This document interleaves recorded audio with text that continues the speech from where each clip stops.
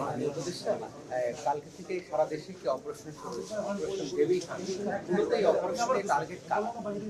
ডেভিলরা, devil মানে শয়তানের তো টার্গেট। যারা দেশকে অস্থিতিশীল করার চেষ্টা করে, এই ক্ষেত্রে যারা আইন অমান্য করে, দুষ্কৃতিকারী এবং সন্ত্রাসী, তারা এইটার টার্গেট। এখন পর্যন্ত মানে আপডেট আছে আপনার কাছে যে চিহ্নিত সন্ত্রাসী বা চাঁদাবাজ বা মাদক ব্যবসায়ীদের গ্রেফতার হয়েছে? হ্যাঁ, হচ্ছে এবং হইতেছে এবং হবে। চারজন পুলিশ কর্মকর্তাকে, চারজন না, 5 জন পুলিশ কর্মকর্তা।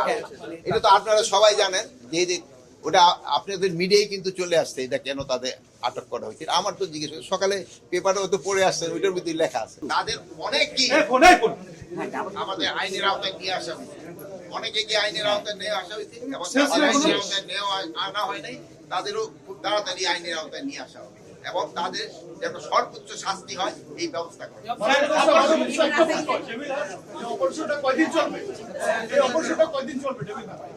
টেবিল যতদিন পর্যন্ত শেষ না হবে ততদিন পর্যন্ত অপারেশন চলবে।